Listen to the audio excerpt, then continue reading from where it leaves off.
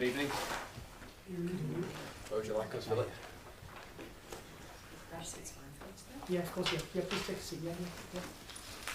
Thank you.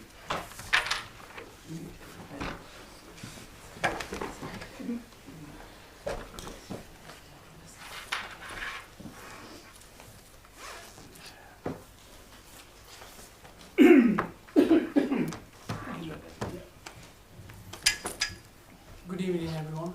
Welcome to tonight's Executive Committee meeting. My name is Ahmed Mahmood. I'm the member of Council. I'm the chairman. I'll just do some short introductions to my left. Rose Rice, Chief Executive. Sharon Spencer, Director of Resources.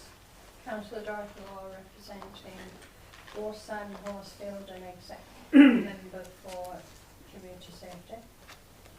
Councillor Tom Whip, Executive Portfolio Holder for Planning and Regulatory Services.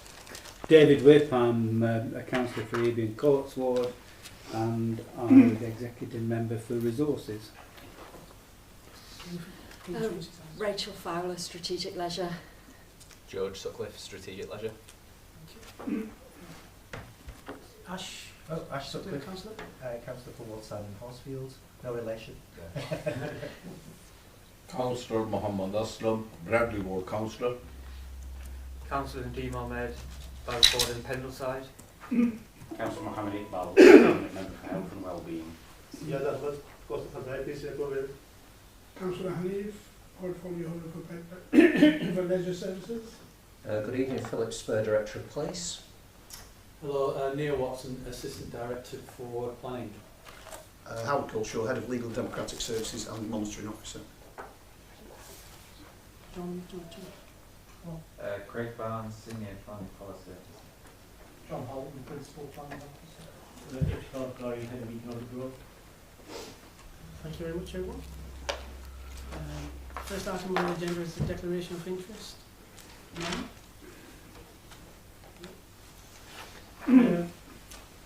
Item 2 is public question time to receive from a maximum of 15 minutes questions from members of the public on issues which do not appear on the agenda.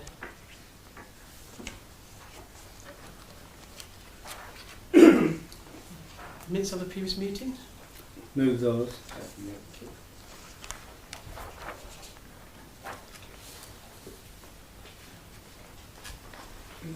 And then item 4 is leisure management options. I believe there's a presentation from George and Rachel. Yes. Sorry, Phil, do you want to introduce?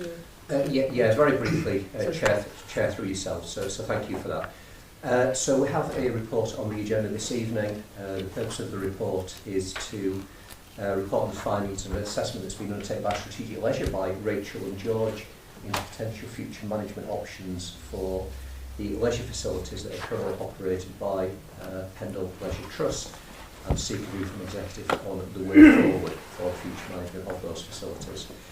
As members will be aware, there was a request at Exec in July for a piece of work to be done, and we then commissioned Strategic Leisure to undertake the assessment. I think Strategic Leisure and Rachel and George should be fairly familiar to Exec and have done work for the Council before, and I think we came to present back in December last year on a previous piece of work that was done.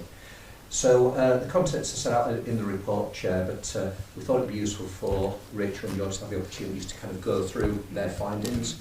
We've got a brief 10-minute presentation that Rachel and George will deliver, then obviously an opportunity for questions and obviously debate thereafter. So I'll leave it as simple as that, Chair, if that's okay. Thank you, over to George and Rachel. Thank you. Okay, thanks very much, councillors. So, first of all, thanks very much for giving us some time tonight. We're going to try and keep the presentation as short as possible, as Philip said, 10 minutes, but just like to stress that we're really happy to answer any questions because it is quite a complex, subject and area, and so please don't hold back. I'm sure you won't, but anyway, happy to answer anything.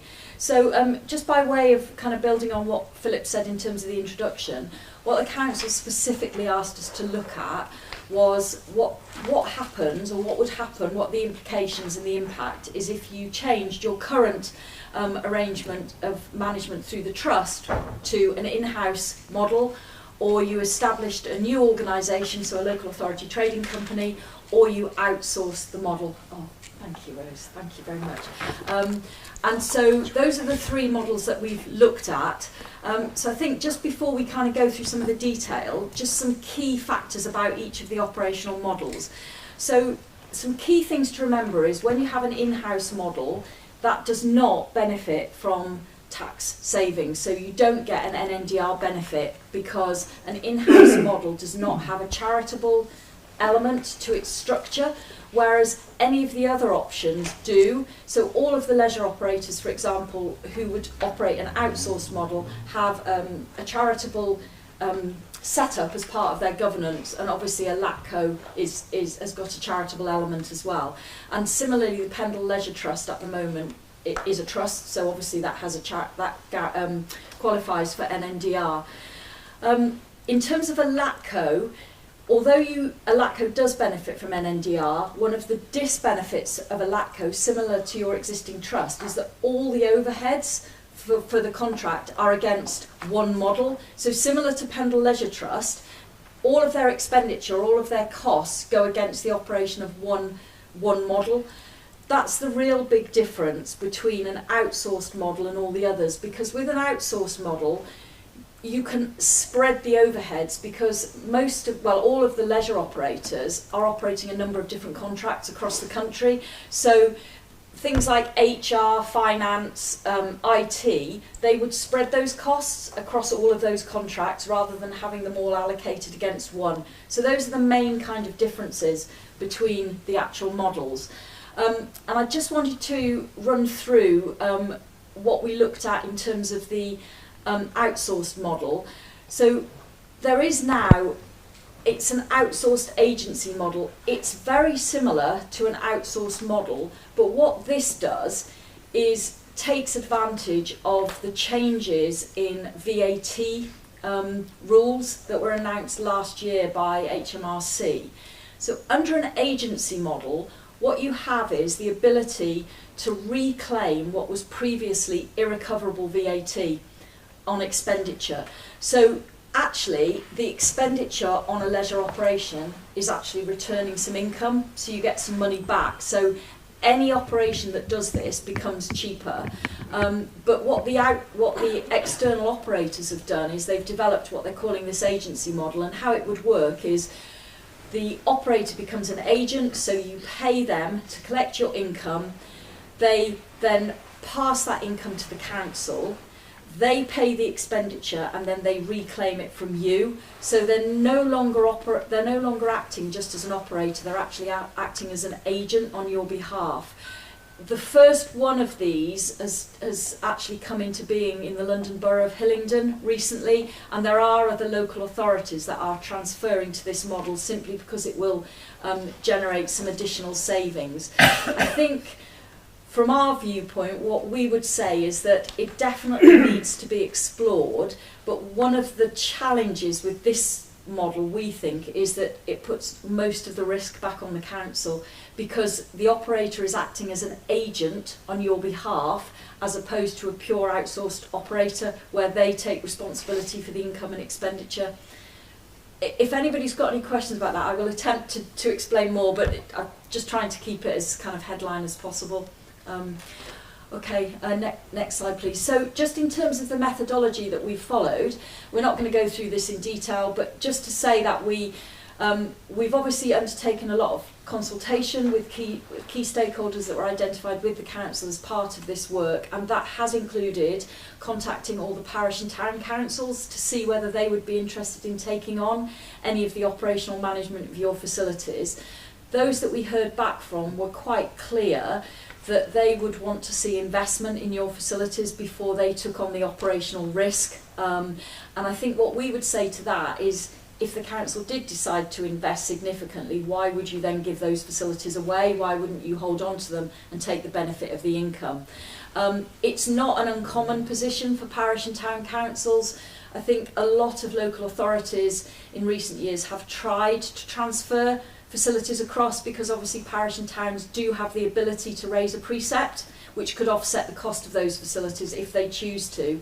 But I think especially where you've got water involved, it places a lot of risk. You know, operating swimming pools is a very specialist skill and ability, and town councils don't, parish councils wouldn't really have that, you know, experience or expertise in-house. What we've also done is obviously take the information from the trust that we needed, and they've been really helpful, Pendle Trust, in giving us access to relevant financial information in order to undertake a comparative exercise. And then what we've done is we've taken their figures as a baseline and then run them through our model, which basically applies the differences, which I explained just now, to each model to get to what George is going to tell you about in a minute. We also undertook some additional high-level soft market testing. So you had some done back in 2019 by Max Associates, and at that point the private operator or the leisure operator market in terms of outsourced models didn't really respond, so there wasn't a really strong interest. But I have to say that position has changed since 2019. Again, it's what we're seeing across the country. The leisure operators have recovered very strongly from COVID, and they are interested in taking on more contracts. So if that is the council's decision or choice on the way forward, there is a market there. So we spoke to 6 of them, 4 of them came back and said they would be interested in managing facilities on your behalf in Pendle. And then, as well as the financial analysis, we've looked at the overall advantages and disadvantages of each of the model, but in the Pendle context, and that's all set out in the report. I think that covers that, Philip.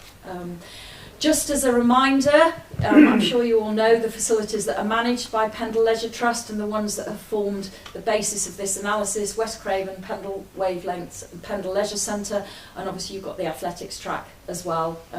So all of the current facilities that are managed by Pendle Leisure Trust have been assessed as part of this analysis. Okay. And just in terms of the key headlines, so these are the non-financial key headlines. I've explained the soft market testing, I've covered the interest from parish and town councils. I think that, and George will go through the actual finances in a minute, but the headline findings really are that if Pendle simply wants the most cost-effective model, so just about money, you should seriously consider outsourcing, because that is the most cost-effective model. If you want to provide both community-based services and facilities, you could outsource it and you just simply specify how you want those delivered through a specification. But some other things that you should think about really carefully is that at the moment Pendle Leisure Trust attracts a significant amount of external funding, which it can do as a trust. Now that external funding wouldn't necessarily be available, the same sources wouldn't necessarily be available to either an in-house model or an outsourced model. So the money that Pendle Leisure Trust brings in at the moment, that funds an awful lot of the outreach activities and programmes that they do, you know, right out in the community, specifically targeted at perhaps people who are inactive or people who have specific health conditions. And the value of that money is just over £1 million a year that they attract from external funding sources. So it is quite sizable, really. It's why it's important to take it into account. And the other issue that we think you should really consider, and we do advise that you take some legal advice on this because we're not lawyers, is that there are the leases, the existing leases that Pendle Leisure Trust have. We've had a look at them, but they are weighted in favour of the trust, and you know it may not be that the council is able to get out of them. Now they've only got another 4 years to run, but you know if you are minded to change your current arrangement, you really need to get some legal advice on those. Okay. Yeah, Philip, if you wouldn't mind just going 2 slides forward, please. Yeah. So conscious of time, so just to give you some very headline financial impacts of each of those management options. So the left hand side shows the current PLT subsidy year on year. If you were to bring your leisure facilities back in-house, there would be an increase in cost, and that is mainly due to the additional NNDR and also the different terms and conditions in which the staff within the council fit in comparison to Pendle Leisure Trust.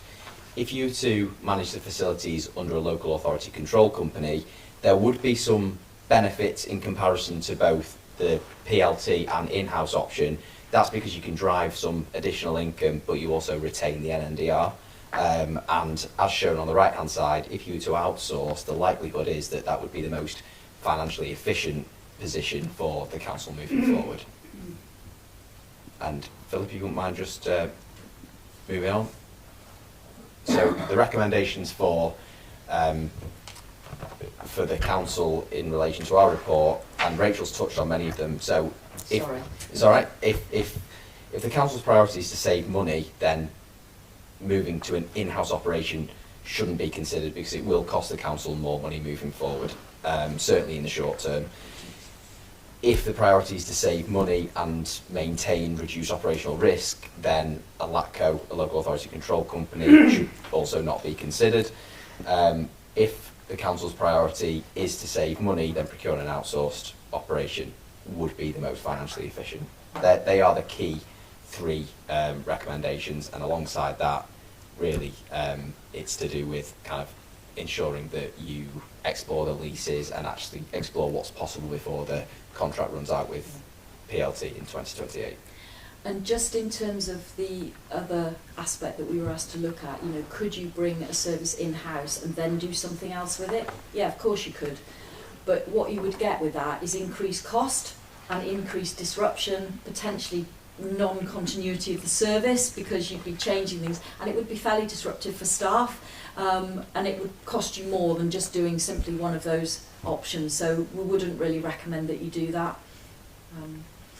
So I think that's us, isn't it? That's everything, yeah. Okay, thank you very much. Yeah, nothing further, Chair, beyond thanking Rachel and George, and I guess if members have any questions. Thank you very much. So, members, Councillor David. Thanks, Chair. I'm going to ask about an option that hasn't been formally looked at and considered. But just to explain myself, if I go back to, I don't know, 12 months ago, certainly we had reports, well, it was December, the full council meetings, that said that in the financial year 22-23, the deficit for the sports centres was £385,000. Now, the figures that we've been looking at on the screen there and contained in the report are significantly higher than that for the Leisure Trust as a whole, so in the order of 2 million. And, you know, there's a significant gap between the running costs of the sports centres and the overall cost to this council of the Leisure Trust itself.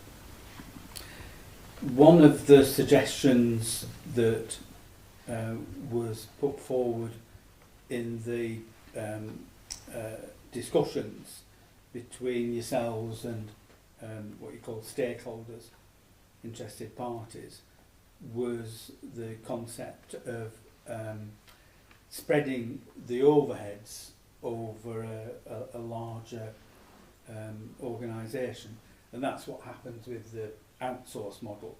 You know, they have a top tier, and that's covering umpteen centres around the country. But would it be possible to have a Leisure Trust amalgamation that would enable that efficiency of scale and a consequent reduction in cost to the council? And sorry to put you on the spot, how feasible do you think that is? Do you mean, sorry, Chair, should I, sorry, Chair, should I answer that? Yeah. So, Councillor Whip, are you talking about working cross-boundary, so with other local authority trusts? Yeah.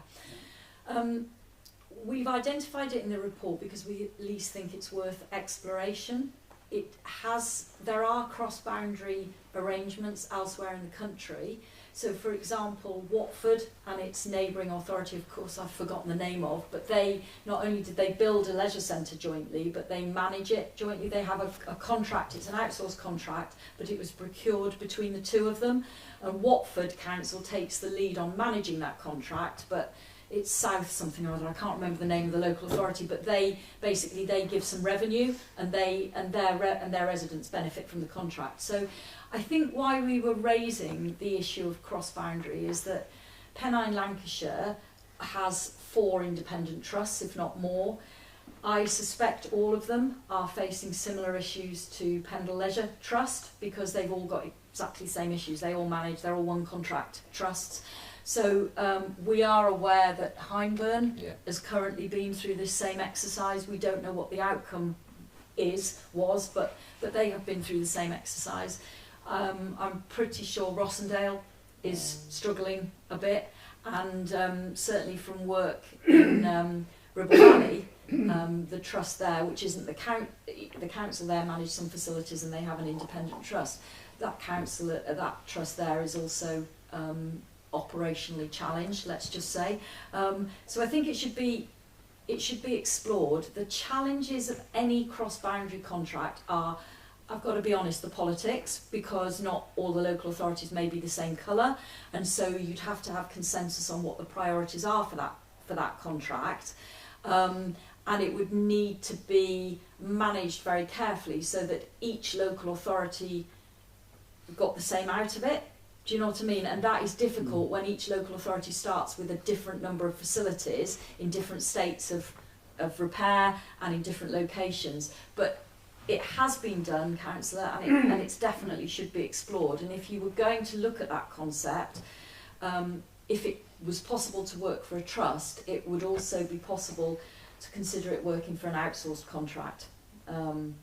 But it would work on exactly the principles that you've said, that the overall operational overheads would be apportioned once and would then filter down across to each of the contracts. I think it's fair to say, Philip, we did discuss this with you, didn't we? It wouldn't have been right for us to initiate any discussions on it without coming back to committee, but also we've had a relatively short time to put this report together over the summer holidays, and not everybody would have been around. But I think, does that answer your question, Councillor? Yes, thank you, it does. Thank you. Further comment, Councillor Twain? Sorry if I'm showing my ignorance, but can the Leisure Trust not outsource in its own right those HR functions, etc.? I mean, the report outlines them as entirely separate, but could it not realise those kind of savings by doing it as its own entity? Chair, so the question is, could Pendle Leisure Trust outsource its overhead, its HR and IT and stuff? Well, it could. I mean, at the moment it buys some of those services from the council, so there would be a knock-on financial impact to the Pendle Council from doing that. But even if it outsourced, there would still be a cost of outsourcing that, wouldn't it? So the real issue is what George was saying. It's that all the overhead costs are against one operational contract, whereas if you take somebody like Everyone Active, for example, or Places Leisure, who are outsourced operators, they probably operate 50 contracts across the country, so all of those overheads are spread, and each contract pays a little contribution towards them. Does that make sense, or have I not answered your question? Yeah. Yeah, I don't think it wouldn't change the outcome of the analysis if Pendle Leisure Trust outsourced their overheads, because they're still relevant to this particular contract, aren't they? Does that make sense? Yeah. Councillor Hanif? Thank you. Thank you for the report. Just on this model, on this one, I understand the 4 options, but on the yellow one, NATCO, I just want to understand more. So obviously, what you're saying is that there's an initial setup of £150,000. Okay. you're saying 180,000, but there's the initial cost. How many years is that cost going to be, or is it just the first 2 years? After that, that won't be there? So I didn't understand them. I understood the other three. yeah. That was slightly Okay, so confusing me there. the initial setup cost of it, it's it's an Yeah, indicative, 150,000. is a one-off cost at the start. I mean, you could walk out of here tonight, councillor, and set up a LATCO. That cost relates to the legals, because you have to have it properly set up. There has to be a board, there has to be proper articles, memorandum, etc., and they need to be drafted. So that's where the timescale comes in a bit, and the cost, but it is a one-off cost. So then, after year 1, year 2 onwards, you still be making £180,000 savings. That wasn't clear, that's what. I was confused. Sorry, I can, No, no, yeah, it's we okay. can clarify that.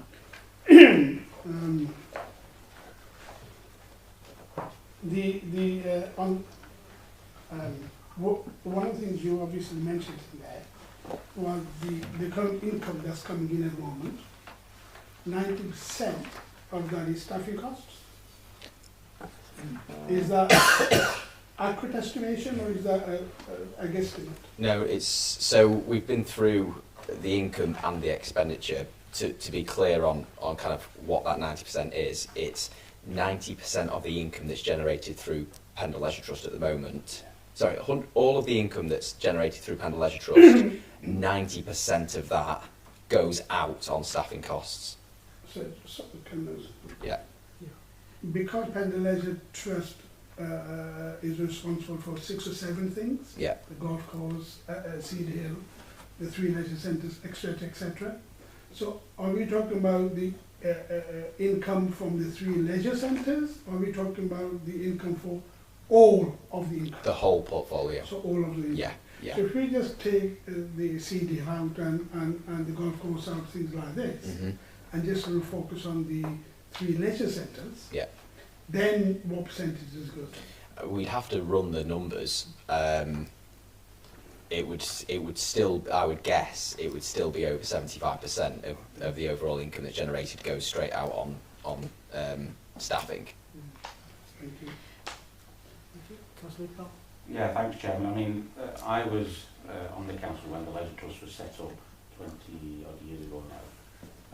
I think the vision of the council then was that it would at some point in the future stand on its own 2 feet. And realistically, that hasn't happened, hence why we're at this juncture at the moment. I mean, as a joint administration, we made a commitment last year that we wanted to retain all 3 leisure centres, and I think that's to be welcomed, but it's how we manage to do that going forward, because no doubt Councillor David Whipple will at some point say, well, we're running out of money, and without money we can't run leisure centres. But in an ideal world, I mean, if it was up to me, then I'd say that the Leisure Trust model still stays. But realistically, we've never had a conversation as an executive with the Leisure Trust board. I know we have reps on the board, and I know Dot's been on the board for a while, but historically, whenever the board have been asked to identify savings, the first one that they come up with is to say, well, which leisure centre do you want to close? My preference is that we obviously pursue the lease issues, because unless we make a decision tonight, in terms of the lease issues, PLT could come back to the council and say, well, you've still got another 4 years left of leases, and to buy those leases out will clearly cost us money, potentially. I know time is of the essence, but I think we should have a joint meeting of this executive, along with the Pendle Leisure Trust board, as quickly as possible. And if that means I don't think we'll fall out, because our aspirations are the same, I think, in terms of this executive and council as the Leisure Trust boards. But I think there needs to be a conversation to say, look, we're in this predicament. They then need to work with us to try and identify how we can keep the 3 leisure centres open and all the other facilities, but clearly not at the subsidy level that we're giving. I mean, I don't think we can support any of the recommendations tonight, because recommendation 6 needs that legal investigation on the leases, and whatever decision we make tonight may be wrong in the future if the lease situation isn't sorted. So I think Howard and his team can sort out the legal issues in terms of the leases. But I think before the next meeting, we can have a joint meeting with the Leisure Trust board and their chief executive. I know she's going, but there's nothing to stop Alison being there and the new person that's coming in to have that conversation. And if we fall out, we fall out. And we get a executive need to make a decision at the next meeting, because we can't keep this ongoing or kick it into the long grass anymore. That's fair. Just before bringing in Councillor Tommy, Rachel. Yeah, thank you, Chair. If I could just come back on a couple of those issues, Councillor. I think, first of all, I think having a conversation with them would be a really good idea. I think one of the challenges that you face is, like many other local authorities, when they originally set their trusts up 15, 20 years ago, the driving factor was to save NNDR, right? So you've achieved that. What didn't happen, and things have moved on significantly since then, is there wasn't really a longer term view taken. So one of the challenges that you have is there isn't really a relationship at the moment between what you want delivered as a council and what the trust is delivering and the cost. So it's almost like you've got 3 points of a triangle that don't join up. Now, I've had this conversation with another local authority literally on Monday night, so you're not on your own. And I think that trusts need to understand now the funding predicament that local authorities are in, and they can't just go, you know, and if local authorities withdraw their grant to trusts, a trust fails, you know, because they're arm's length, but they're dependent on a grant. So I think an initial conversation is a good idea, but I think you also need something to tie those three things together. And then I think also in terms of I think we also need to say, and I don't want to upset anybody, but I think the decision to keep 3 facilities, we understand perfectly why you've done that, but retaining 3 facilities in the condition that they're in means any operator is going to struggle, because you haven't got a brand new facility that's really more cost effective to operate, etc. You know, so I think that does have, you know, you've made the decision, that's fine, but you just need to bear that in mind. Apologies if I've upset anybody or said the wrong thing. Thank you. Tom. Thank you. Just a question on the social return on investment. Is there an idea, a benchmark, if you will, on what that would look like under the different models compared to what it currently is under the Leisure Trust? Yeah, so we didn't actually undertake that exercise. That was undertaken by Pendle Leisure Trust previously, that we've referenced within the report. So again, it's possible, but it isn't something that we could produce right now. I think though that Pendle Leisure Trust have a very high level of return on investment compared with some others that we've seen recently. I think an outsourced operator can definitely deliver social return on investment and social value, definitely, and far more now than they ever used to. But it is an important consideration and relates directly to that £1 million that Pendle Leisure Trust bring in. Yeah. And just in relation to the staffing costs, I mean, I have no gauge on if, you know, the 90-odd% is reasonable. What's the usual sort of position you'd expect to see? It varies contract by contract and authority by authority, but typically about 70 to 75%. So it is high for Pendle Leisure Trust, but there's a number of reasons for that, which I can mention briefly. One is that there is 3 facilities, 2 of which are within pretty close proximity of one another, so you have to staff both and you can't share resources, particularly duty managers, lifeguards, etc. They can't be in 2 places at one time, so therefore you've got arguably twice as many staff as you might do if you only had 1 facility within between Colne and Nelson. So that's where there would be some potential savings. And then because of the age and condition of the buildings as well, they aren't particularly efficient, and they're not necessarily that attractive to local people who may not want to use it because they don't see it in kind of good enough condition for them to use. So there's 2 sides to it really. One is there's additional resources required to manage the facilities, but then secondly, they don't generate as much income as they would do were they kind of more customer friendly. And I think other factors to do with staffing are that in the last couple of years, the national living wage has gone through the roof. That has impacted on operators. Utility costs have gone through the roof with older buildings. That is always going to impact more. So yeah, as George says, there's a number of factors which kind of apply to all of the operators. So you can compare those directly, but then you always come back to the fact that, you know, as George said, kind of 70, I would say the benchmark for staffing costs is between 70 and 80% in any leisure operation. So the more facilities you have, the more staff you have, the higher the cost. Thank you. Councillor Lee? Yeah, thank you for the presentation. I think that's been really helpful, really informative. Just got a couple of points I want to make. Just in terms of the summary, maybe I've understood this wrong, but correct me if I'm mistaken, but my understanding from the general gist of it is, if we are going to be thinking about bringing it in-house, it's a no-no in terms of the financial implication, the cost. And the most financially efficient way of doing it is to outsource the services.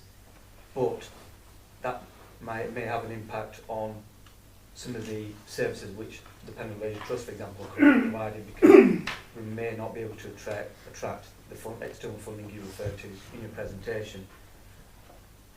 So this is the cheapest way of doing it, which is outsourced, but there's other ways of doing it which possibly could attract external funding. In terms of the third option, which is, you mentioned, could we get the external funding with that third option? With a LATCO, you're more likely to be able to attract a similar level, because it is also a trust, a local trust. So there isn't very much external funding for sport and leisure, full stop. So what Pendle Leisure Trust accesses small grants which all add up from organisations that aren't necessarily just dedicated to sport and leisure. So you would probably get some in terms of the LATCO, but we couldn't guarantee it would be exactly the same. But there's no tax benefits in terms of doing that as well, is there? If you set up a LATCO, you would still benefit from the NNDR savings, because there is that trust model as part of the governance. It's only with an in-house model that you don't get the NNDR. It's really complicated, isn't it? Yeah, just in terms of staffing issue, I think you've kind of answered the question, because I was going to say it does sound quite high, and my question was going, which Councillor Tom Whipps asked the question, is what's the average, so to speak? I know there's no average, and it depends on the individual circumstance. We've got 3 leisure facilities, so we're bound to have higher costs than maybe an authority which has got one facility. So I think that point is covered. In terms of... Could I make a point on that bit? Because I didn't say it before, but one of the challenges is that probably it's not necessarily that there's 3 facilities, but they're all the 3 wet and dry facilities, and the fact that there's large swimming pools in all of them, that is a really expensive facility to operate. So that's where a lot of the staffing and a lot of the utilities costs come. One of the concerns, Chairman, one of the concerns I have is we've had external auditors who've said to us as authority, look, this council has to make some tough decisions in terms of its finances. And one of the main things which should be brought up is the Leisure Trust. What we don't want to be in the position is they come back and this authority hasn't taken the tough decisions which they're asking us to make, and potentially decisions are taken out of us councillors' hands. And that's the danger I think we're heading towards. Time is of the essence, and the sooner a decision is made, whichever way it is, the council has to make a decision. One of the things I'm a bit surprised with some of the discussion which has taken place this evening is there's discussion around us saying, let's go and have a meeting with the Leisure Trust. Let's have this discussion, but we cannot continue to make these payments to you as a local authority. Surely them discussions, I mean, we've had them discussions in the past. I know officers have been there and have them discussions.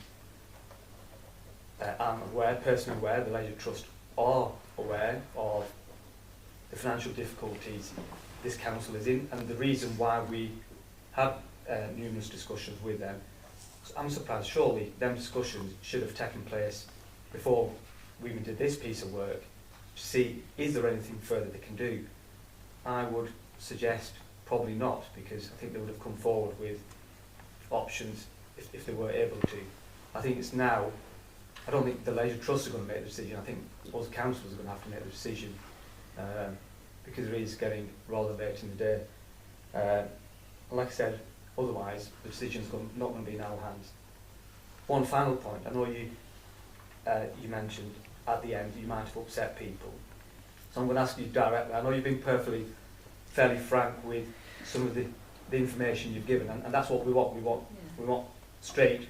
We might not like it as members, the information you're saying, but in your opinion, in your expert opinion, you referred to the 3 leisure centres. Is that financially sustainable going forward? In the current condition that the 3 facilities are in? I'll let you answer that one. Thanks. Bit of an unfair question, I know. Chair, is it okay to answer that? I mean, I think when we came and presented to you in December 23, we advised that you shouldn't retain 3, and I think that was the 3rd lot of consultants who have said a similar thing. I think that it's a really difficult decision for local authorities to make, but at the end of the day, and this is fact, sport and leisure is a non-statutory function of local government. It's discretionary. It's really crucial and it's important, but I think we are going to see more local authorities around the country in the next 18 months to 2 years closing facilities or making the kind of hard decisions that you're considering, because surely it's better to keep some than none. And I think it, unfortunately, with the cost of living crisis and the lack of funding from central government and stuff, it is going to reach that situation. I mean, we have these kind of discussions virtually every day with local authorities, and we work in the sector, but we have to be objective about it. So, I've said the wrong thing again. Thank you for that. Councillor Dean. Thank you, Chair. Well, I mean, Councillor Ahmed asked, are the 3 centres financially sustainable? Well, they're not, but part of the reason for that is the overall finances of Pendle Council. And one of the things that we are calling for and have called for repeatedly is a fair funding settlement for councils such as our own. And tomorrow morning you and I, the Chief Executive, got a meeting with MPs, I'm not quite sure we've got to, but you know, specifically to pursue that issue.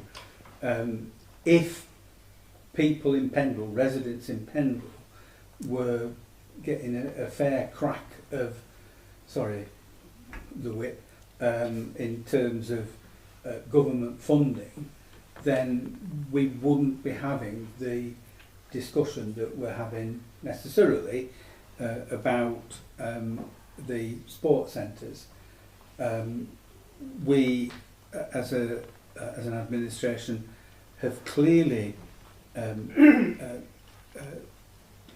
set out to try and find a way of bridging the gap, and one way of bridging the gap is to increase the income side of things as well as looking at the costs, and that's something that we're working very hard upon. In terms of the specific piece of work that had been looked at, I agree with Councillor Iqbal that we do need that high-level meeting between the executive and representatives of the Leisure Trust to discuss how costs can be reduced. And I actually wrote that down before the meeting, so we're thinking on the same lines there. I think those discussions, or our consideration, needs to extend to whether there is the possibility of amalgamations which would reduce the overhead costs. Now, I recall that we did do that quite a number of years ago and it all came to nothing, but it may be that people are more receptive to that thinking at this point. So I think in addition to what Councillor Iqbal said, that we should explore the possible amalgamation with other leisure trusts. And as recommended, we should investigate the position with the leases. I think from what we hear, the lease arrangement prohibits going down the route of either a LATCO or an outsourced model in any event, but I think we need to be more certain about what those precise issues are. And then finally, Chairman, although I don't think it's necessarily going to help us in the short term, is that we make representations to government about exempting local authorities from business rates on such leisure facilities. So, as has been explained, part of the reason why we set up a leisure trust in the first place, and part of the reason why that made savings was because of the exemption from NNDR business rates. And it may be that if local authorities don't have to pay business rates on such facilities, that the numbers work out differently in the future. I remember sitting in this room with members of the Leisure Trust many moons ago, when I had the same brief as I do now, and I think the subsidy at that point was in the order of 300,000 or 400,000. It wasn't anywhere near as much as it is now, and I was demanding that they reduce costs. Now, many moons later, and we can see that the overall cost of the Leisure Trust to this council has gone up enormously. End on a positive note, Chair.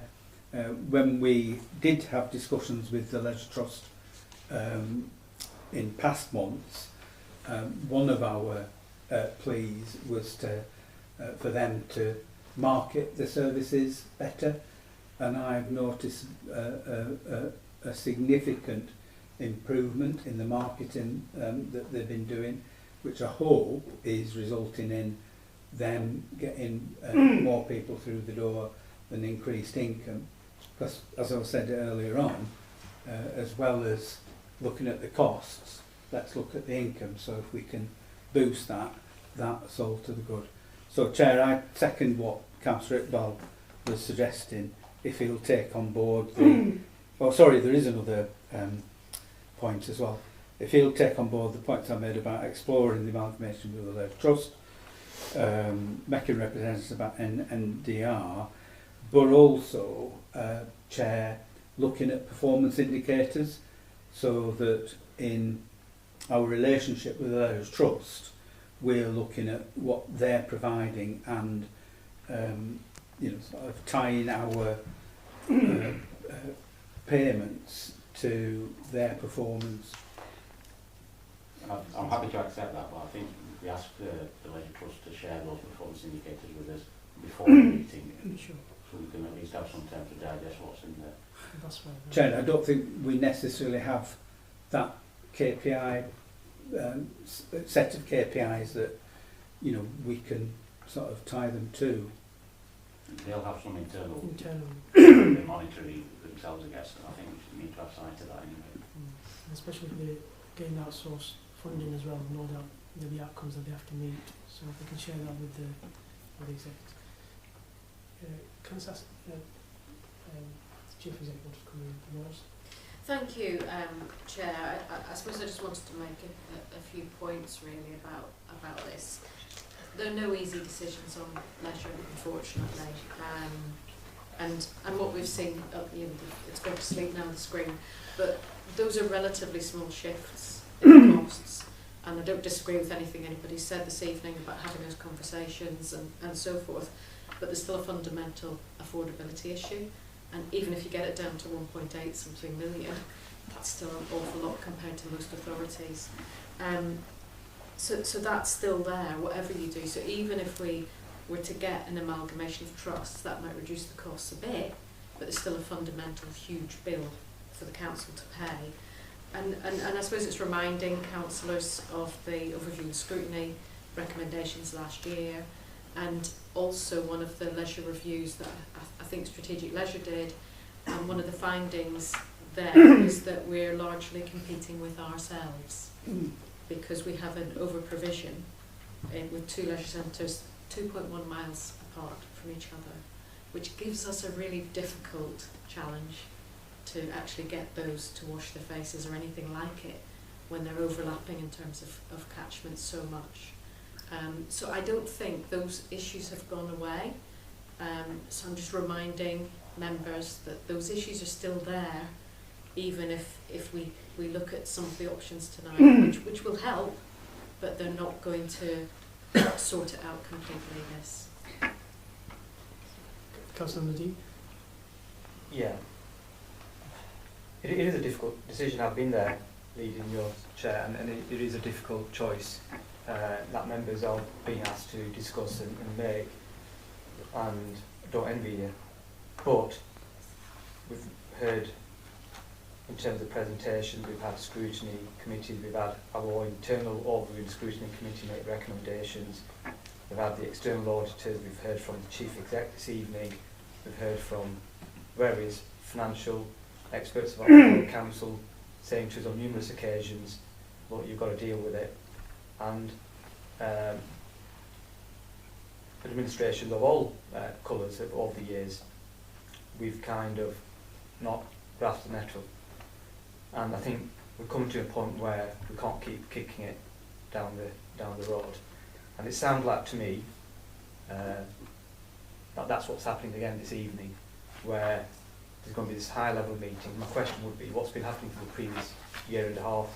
Why has that meeting not taken place previously? That's the starting point. Not wait for the review, make the recommendation, and then say, well, can we have a discussion with you as to how the Leisure Trust is going to save money? That's totally fundamentally the wrong approach. That should have happened a year and a half ago. I mean, so I think, and these lobbying MPs in the government, yeah, fine, let's lobby. We have been doing for the last 10, 15 years, we'll continue doing that, we should do. But we can't just keep hiding behind lobbying ministers, lobbying the MP, lobbying government. We ain't going to get the money from the government. That's the reality of it. So I know there's other people who think we are going to get funding, Pennant Council is going to be washed with cash, but I can't see that happening from what's coming out of the new government.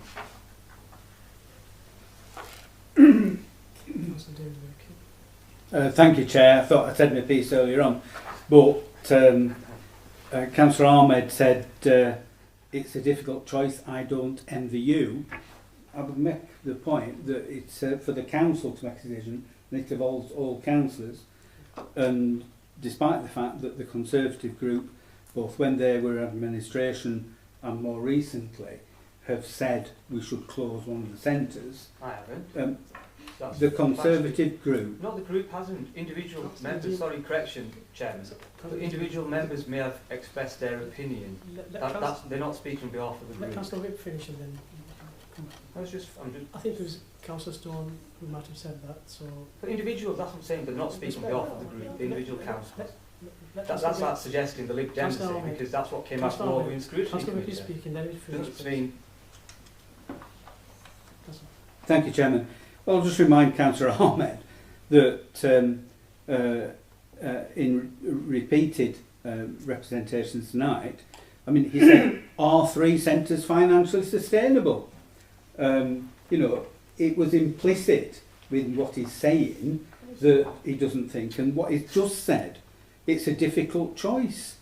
So clearly, his thoughts are we need to close one of the centres.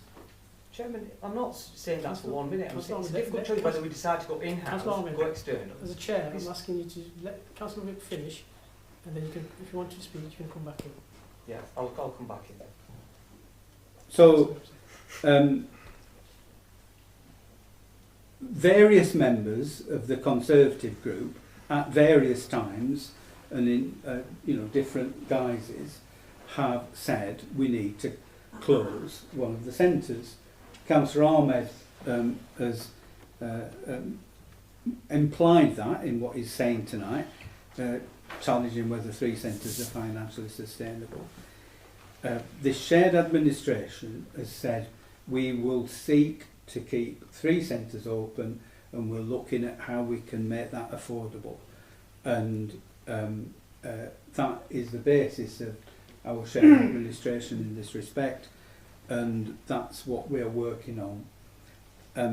Chairman, when the Conservatives were running the council, they actually blocked investment in the centres.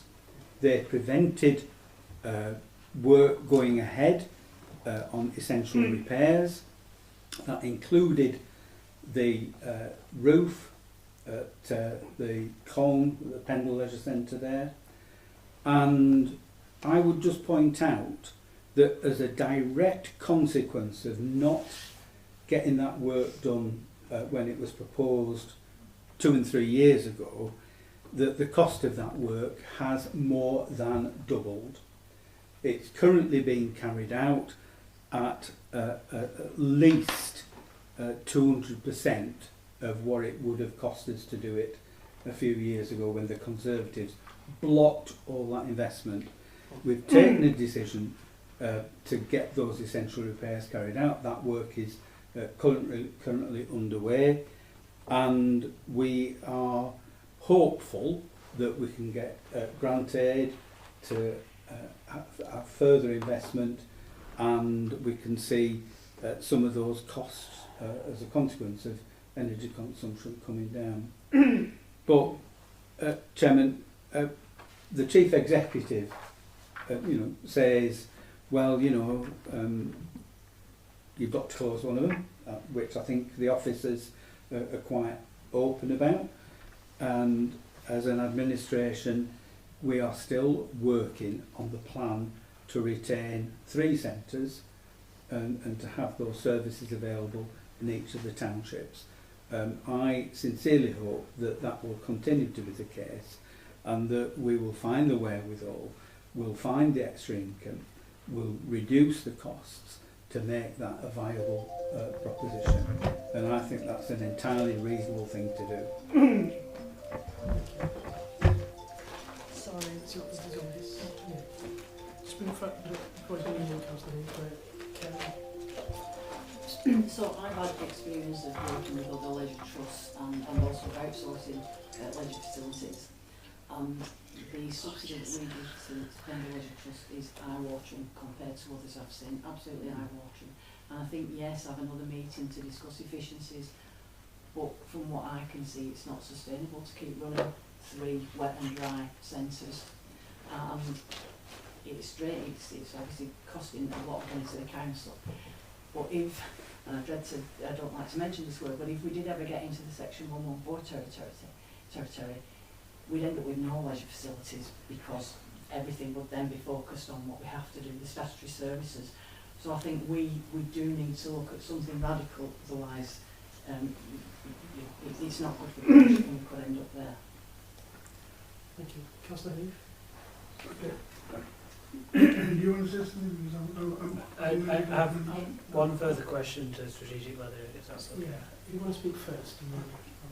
I was going, obviously with the 2 suggestions given by Councillor Whip and Councillor Iqbal, I was also going to suggest that we do the outsourced agency thing.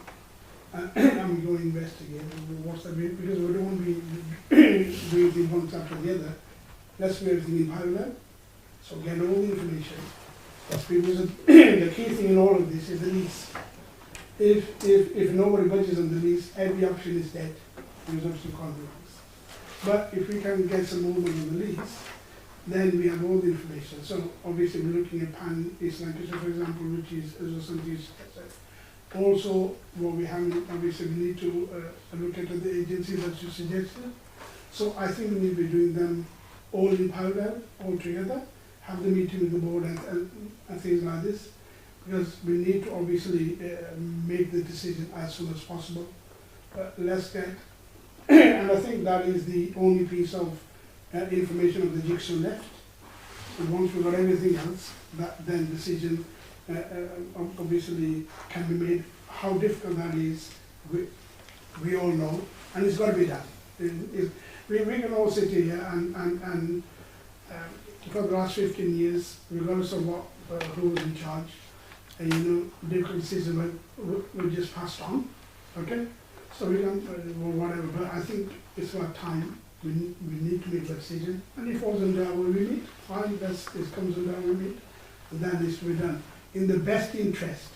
And this can't be, as far as I'm concerned, it's not a political decision. It's the best interest of what the residents need. It has to be centre focused, and how much can you afford? So those two things go in parallel: meeting the needs of the residents, and how much obviously can the council can afford. Regardless of anything else, but what colour of politics we are, it doesn't make a damn difference as far as I'm concerned. So I would suggest that in addition to that, I would add on that we go and talk to and investigate the 4 people, for example, or other 6 other agencies, how much would they charge, and get all the information. So at least we can make that decision. Check some soft margin testing. Whatever it's called.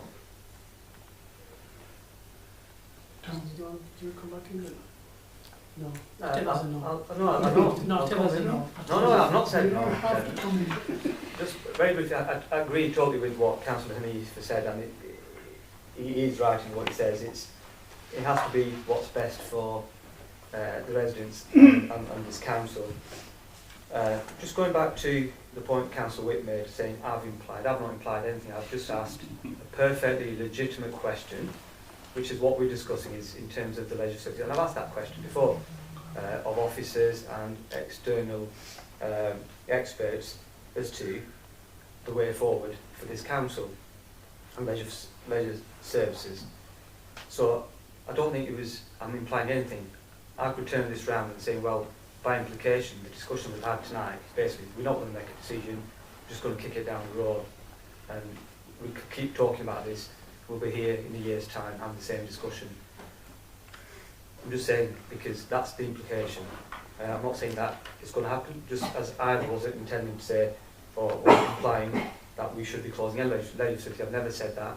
I mean, I'll be perfectly, absolutely delighted if we can retain all 3 leisure facilities, but that's a commitment of the administration. So what we need to see now is, all right, fine, going to keep the 3 leisure facilities. I think we all would. I think any councillor wants to lose a leisure facility, but tell us how that's going to be afforded.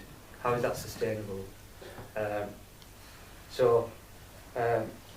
Just the point in terms of the investment in our leisure facilities and how the previous administration allegedly blocked investment, as Councillor Witt put it. There was no blocking of any investment. I think our leisure facilities over the years, I mean, is Councillor Witt seriously suggesting in 2000, when we took control, that the leisure facilities were in a good condition? I think what's been happening over the years is our leisure facilities, they're out of date, let's be honest. Some of the facilities are totally out of date, they need huge amounts of investment, and it's been successive administrations which have neglected it, and I think that's a fact. Whether that's Conservative, whether that's Labour, Lib Dems, I think over the years that's been neglected, and that's the reality of it. So if we're going to keep blaming each other, then we won't get anywhere. Sorry, Chair, I'm just a bit flabbergasted at that. I mean, I remember very clearly the meeting in which those repair and maintenance was turned down by the administration at the time. And how Matter of record. matter of record, and to say it was allegedly, I think is just wrong. Sorry. But yeah, my question to Strategic Leisure and Rose, you brought up the competitiveness of the two centres and competing against each other. Just a question to yourselves. How significant would the financial implications be in the interest of keeping 3 centres open if one of those 2 competing centres was to convert to dry only? It would have an impact, clearly, because operationally you would have a need for less resources. You wouldn't be heating a body of water, you wouldn't be dealing with chemicals, you wouldn't need to have as many staff. So it would definitely have an impact. I don't want to pin myself to a figure right now without but it would have an impact. Yeah, and just in terms of significantness, and not so in any leisure facility which is wet and dry, the water costs the most, because so if you compare, for example, a swimming pool with a sports hall, a sports hall has lighting, so does a pool, but a pool has the heating of the water, not just the heating of the environment. So it's kind of already got an additionality. You've got different procedures that you have to do with a pool than you do with a sports hall, you know. So it in any leisure facility, water will be the majority of the costs in terms of operation. So it would have an impact. I think. Chair, am I allowed to say a couple of other things? Is that okay or not? Yeah. So just a couple of things. I think going back to the idea about sitting down and talking to the trust, as I said earlier, I think it's a good idea, but I think the council needs to have a really clear idea of what it is you're trying to achieve and what it is you want to be provided. Because if you just say to the trust, you need to reduce your costs, where are they going to reduce it? Do you know what I mean? You need. Sorry, I don't want to teach anybody to suck eggs, but you know, which bit of the operation do you feel that they don't need to do anymore in order to save costs? Because otherwise, you run the risk of just salami slicing a service until you haven't got a service. So that's something that I think is quite important. And I think going back to the question of the 3 centres, look, we completely understand why the council is committed to keeping 3. That would be great. But if that is really what you want to do, then outsourcing might be the best option for you. Now, I know that may not be the right ethos or whatever, but we've had feedback from the market that they would come and operate through, you know, the existing portfolio. So I think this is where the council has a very challenging decision to make. You've got to balance, haven't you? Is the most important thing retaining all of your provision, or is the most important thing retaining all your provision and doing it more cost effectively? And there is only one option that will deliver that. And I think, you know, we work a lot with the leisure operators. They have come on leaps and bounds since they first set themselves up. You don't lose control. You have control through a specification. They do what you want them to do. You know, they are professionals at this. This is what they do. And all of them come from a local authority background. So they aren't the kind of big enemy out there. But I just feel it's really important that those points are considered. Thank you very much for that. Okay, final speaker, Councillor Wick. Yeah, thank you, Chairman. I'm certainly not ideologically opposed to having an outsourced operation. However, the lease arrangements possibly preclude that for 4 years anyway. So I think it's something that we would look at in the long term, as Councillor Hanif has suggested. But coming back to this question about the overall financial sustainability of Pendle Council, the most challenging and most costly thing that we've got on the cards at the moment isn't the money spent on sports centres. It's the money that we're having to spend on waste transfer, because the county council is cost shunting millions upon millions of pounds of expenditure from themselves onto this council here. At the moment, there's a waste transfer station at the end of Regent Street. Our bin wagons stop off in it. works fine, and yet we're having to spend millions in order to set up a separate waste transfer station, and then many £1 million more to actually operate it. So if we wanted to have a transformation immediately for the financial balance in the books at Pendle Council, my plea would be to the Conservative councillors to get their Conservative County Council to stop cost shunting and pushing those millions of pounds of costs onto residents in Pendle.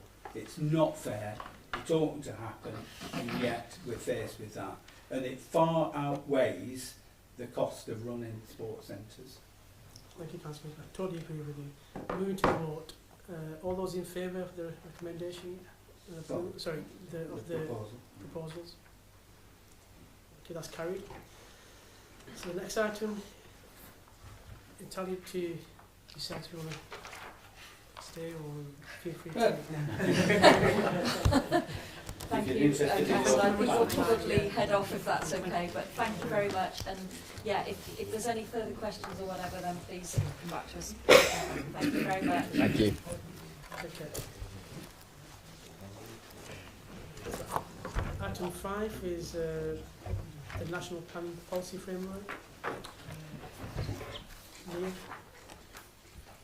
I'll just let Neil lead off.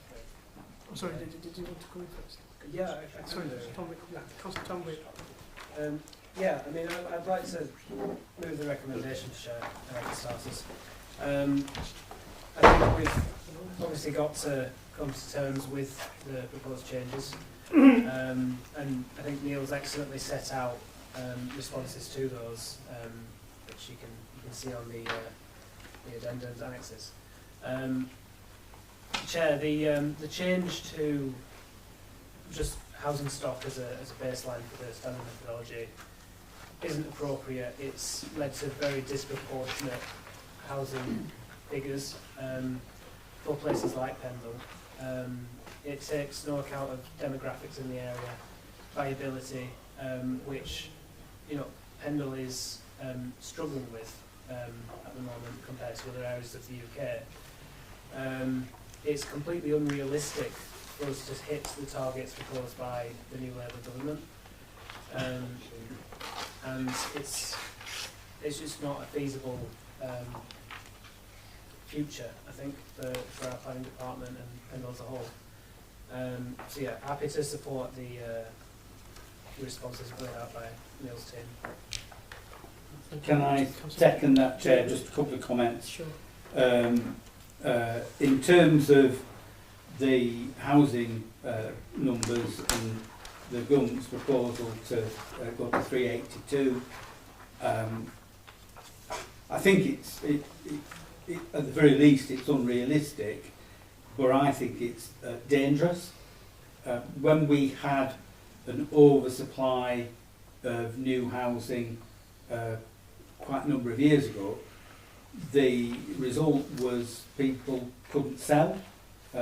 Developers built a house, it stood empty, and there were quite a lot of properties that went into the rental market as a consequence of that lack of market. The other separate issue, Chairman, I think is the timescales on which the government are saying, well, you've got to have your local plan sorted out, and it's a very tight timescale. We're going to come on to local plan for Pendle at the next item. I think the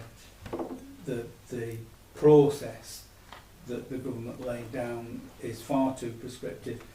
Ought to be more flexibility in allowing local authorities to get their existing local plans in preparation through the process, rather than axing everything and then starting again. Thank you, Councillor. I mean, I also agree with that. Just a quick question. Obviously the proposed figures, minimum 182, is higher than what our current figures are I think 148 or 140. Chairman, we're proposing 148, and that's if the local plan is accepted. The next item it will be 148. 148, yeah. So how will it impact from this 182 minimum? Will that have any let's say impact or effect on us in the future? Chairman, a couple of points with that. First one is, if we only at Regulation 19 when the new MPPF comes in plus a month, then we wouldn't be able to take the plan forward because the 182 is 200 down from what we're proposing, 382. So that will be one consequence. But we're already seeing inspectors, in fact one of the inspectors worked at Chorley, for Chorley Council. Inspectors were already asking in public inquiries on local plans, what about the new government figures? So I think we will be asked about that in the EIP. How that will play out, we will say it's not relevant because it's to be dealt with under the current National Planning Policy Framework, but I think it will sow seeds in inspectors' minds. The other aspect of it is the government have said inspectors have been told not to make plans sound now. So whereas we might have been in a position where plans may be made sound through modifications, if there are significant ones, that inspectors have been told not to approve plans. So that I think will relate to housing numbers as well.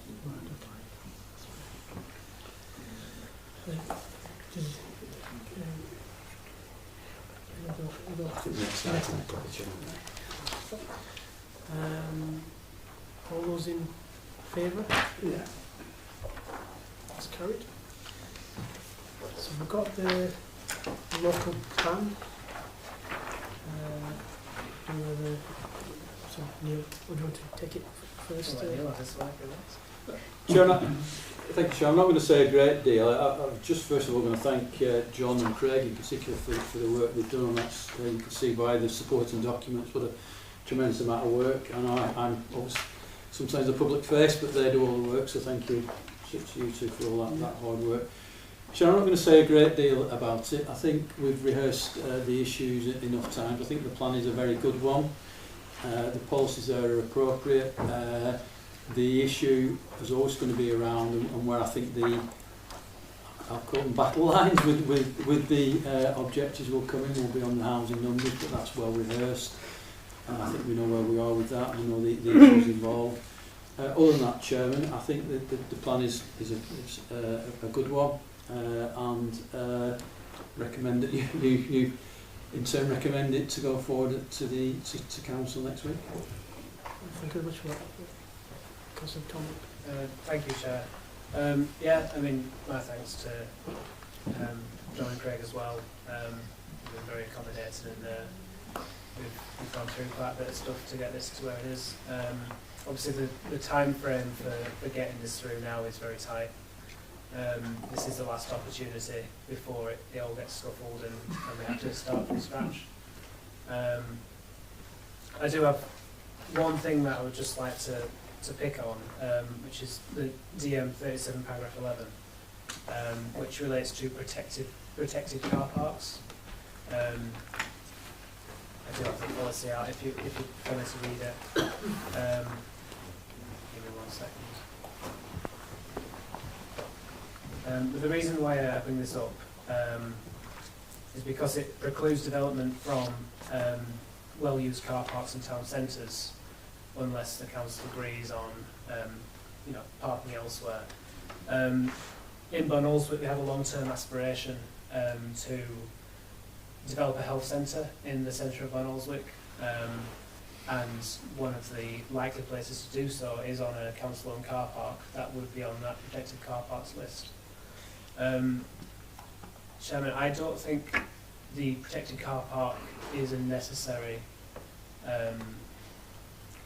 protection to have. I think the council-owned car parks entirely looking at the list. I'm unsure if any of them are owned by anybody else. So I would question the need to have that protected car park list. Perhaps Neil, Craig, or John could chime in for clarification on that. But as well as that, I mean, little things like maybe EV chargers, if you're having, you know, that policy setting out that you can't have developments on the protected car parks, would that include a planning application for EV chargers? And would they have to provide non-EV charging places elsewhere for that application?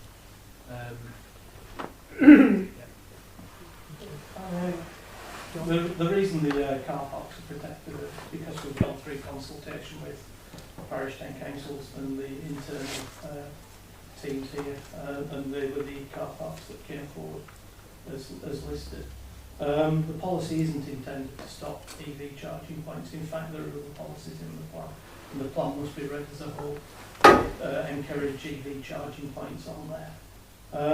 And, you know, just because a car park is protected at the time, if a development proposal did come forward and, you know, it was justifiable and the balance was in favour of that development on its merits, it wouldn't preclude the development taking place. It would just be something that you would have to stop and think about at that time and take into consideration. Is the car park more important or is the development more important? And then the planning balance comes into play. You might want to say more. Chairman, you could alter its number 11 of policy 37 to say something on the lines of where alternative car parking can be provided or there are considerable public benefits to the new development. I think that would be preferable. Yeah, you could add that in, gives you flexibility. So it's not private benefits, you know, housing. It would have to be public, like you say, health centre. Yeah. I'm sure we could alter that, which would. Sure. Yeah, that's fair.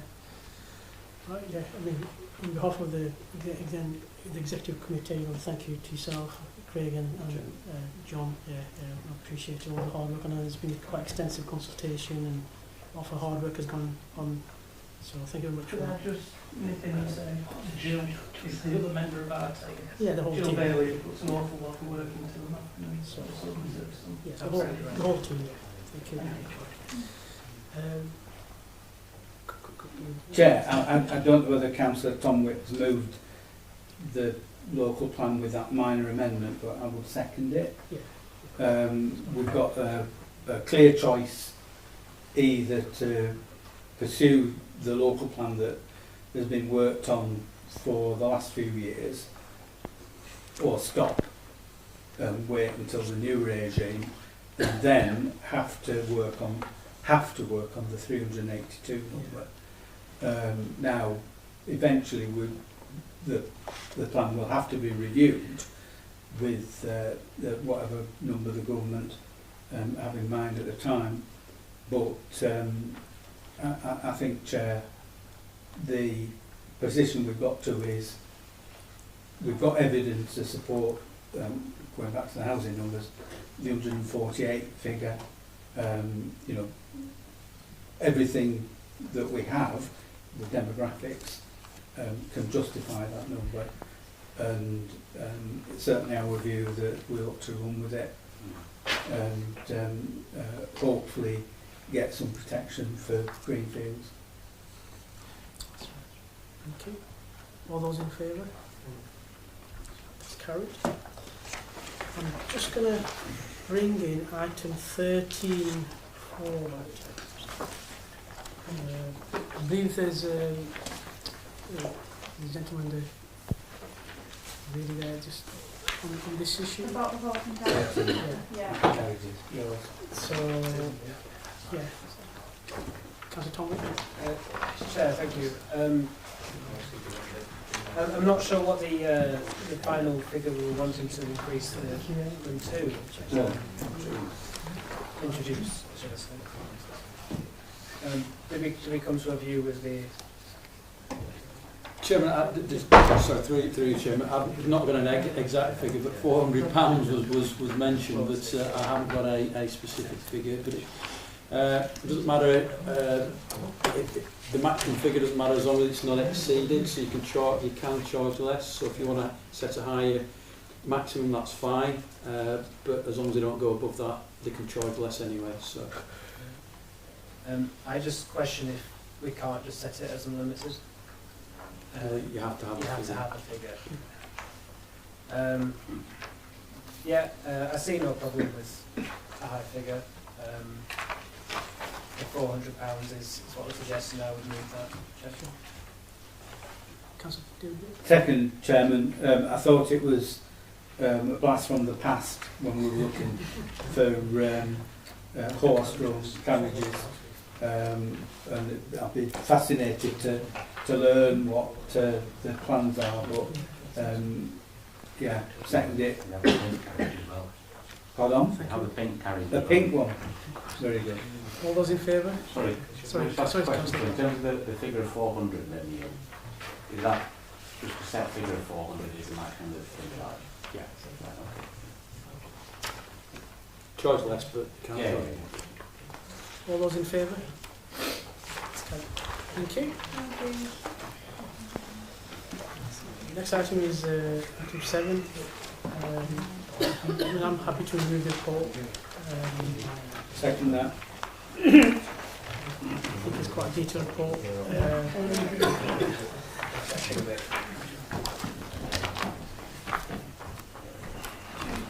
Thank you. All those in favour?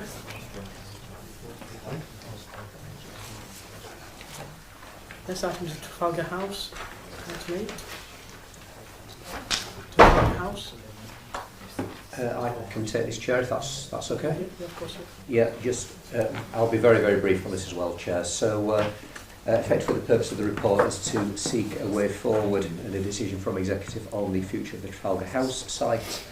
I think most members will be aware that Trafalgar House is one of the Nelson Town Deal projects, and as a Nelson Town Deal project, the scheme needs to be delivered and money spent by March 2026. So the clock is now ticking in terms of a decision on the future of the site. Within the report, effectively, there are two options in front of members. One is a partial demolition of the Trafalgar House building. The second is a complete demolition of the Trafalgar House building, with the accompanying part of the proposal being the provision of additional car parking on the vacant portion of the site, but also to the rear of the number 1 building on the A Centre. The report goes into a lot of detail around the history of the building that I won't reiterate again. Crucially, under the Town Deal budget, there's about £1.6 million of funding set aside for this particular project. There is a cost plan set out at section 29, and members will see that on either option that is being put forward, there is actually a saving against the available budget, and that money could be used for a range of purposes. Those purposes could be around more public realm around Pendle Rise. They could be to support more relocation properties for Pendle Rise. They could be around the possibility of a street market on the vacant site, or they could actually fit out any retained premises. So effectively that's what it is, Chair, very, very briefly. It would be good to get a way forward for this scheme because the clock is ticking. Car parking is being provided. The key option, I guess, for members is a decision on either the partial or the total demolition of the building. And if it was just a partial demolition, we could talk about retaining just the historic front portion of the building. And there are some visuals in one of the appendices which shows those two options for members. Yeah, that's brilliant. Thank you. That was a very, very detailed report. I mean, personally, the way I look at it, this building has a lot of history. A very historic building, a lot of heritage. And like I said this before, if we stand outside the town hall, facing the town hall, if you look on the right hand side, you've got our civic entrance building, and then if you look onto the left, where you've got the Trafalgar House, and you've got the same architect, or the building is exactly the same. There's a lot of heritage. Obviously, this one is protected, our civic entrance side. Well, the one on Trafalgar House it isn't. And I think it's important for our heritage point of view, to retain these some of these grand buildings. So what I'm proposing is partial demolition. And we have the money to invest at this stage, to go up to like watertight, to make it structurally sound. And I think there's potential that we can maybe, once all that work is done, to kind of look for like other commercial entities to come and to kind of to operate, to use or to buy the site, and this will no doubt bring in a capital receipt for the council and it'll bring more income. And I think things will flow as well with all the town centre regeneration that's taking place. I think things will open up a little bit. So I'm proposing that we go for partial demolition, and that money that is underspent, that money is used for like a market, a redevelopment of a market.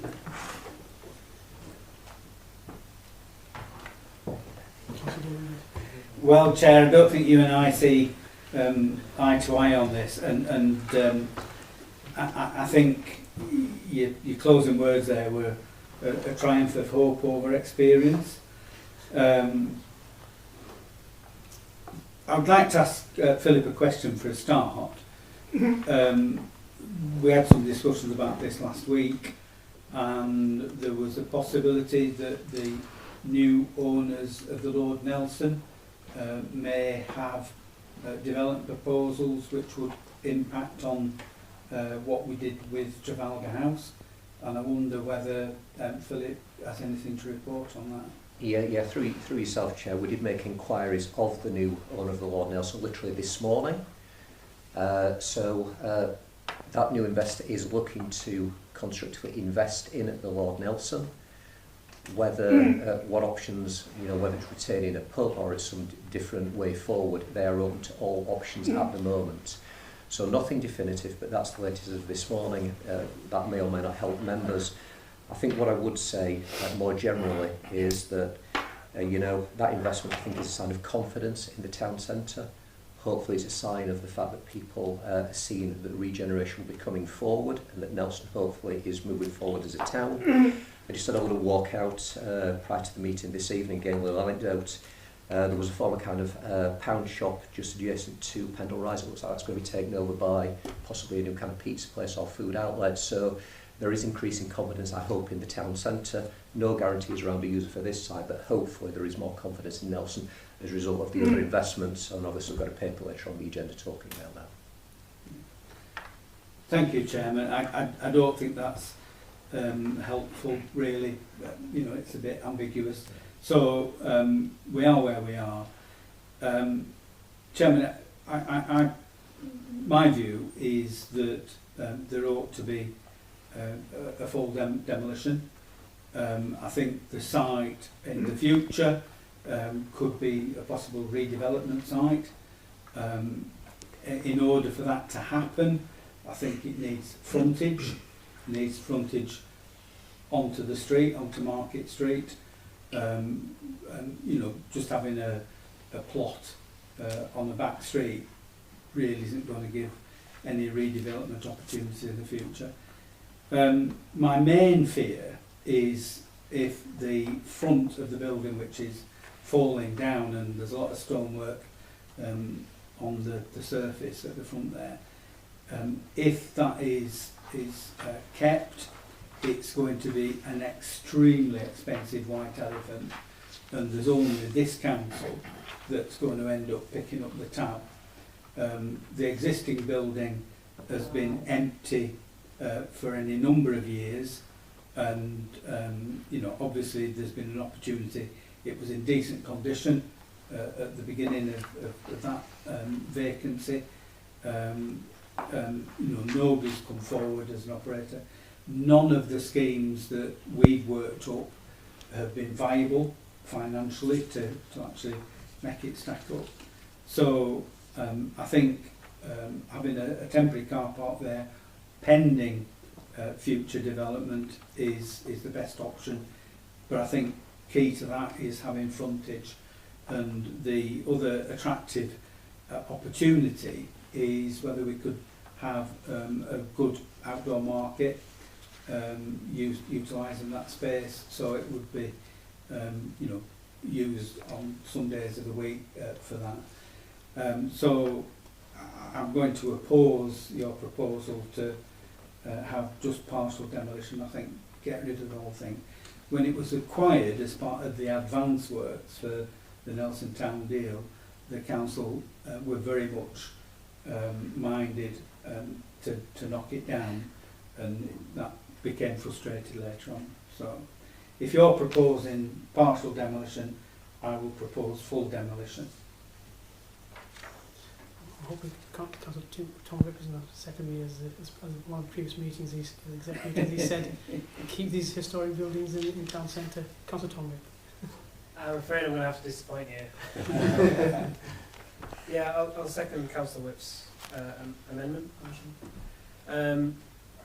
Yeah, I mean, as a future development site, and I think it's really important for the viability of town centres to have active frontages. And if you've got a facade there that's, it's going to limit whatever could go there to be an active frontage onto that street, which I don't think is really great for the future of Nelson. We need to have as much opportunity there as possible to make the best return on investment through the Nelson Town Deal Board. And the best way of doing that is with a full demolition. It keeps options open better in the future. It leaves more headroom in the town deal funding for other opportunities as well, which I think would be much better utilised. So, seconded. Can I just ask a question to Philip through you, Chairman? At the Town Deal Board meeting last week, Philip, I think Councillor Dave Whip had mentioned about the revenue cost if the frontage was kept, whether the Town Deal would pick that up. I think somebody said they'd take that away. Do we have any updates on that? I think the answer to that, Councillor Iqbal, is it's very unlikely the town deal would, the town deal funding is capital funding, it's not revenue, so I think it's very unlikely that would be funded. Would be that. May I just make one other point, Chair, if I can? Just in terms of the outputs from the town deal scheme, one of the outputs is the retention of a heritage building, a heritage facade. I just need to make that point clear, but I'll put a caveat around that. We have had outline conversations with reps from MHCLG, the department.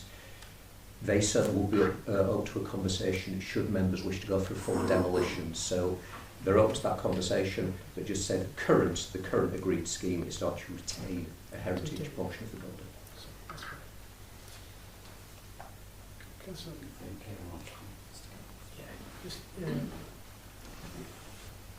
Thank you, Mr. Chairman.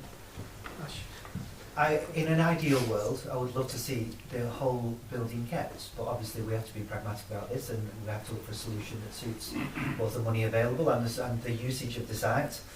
And so I would agree, Mr. Chairman, with you that a partial demolition would be better than the alternatives, really.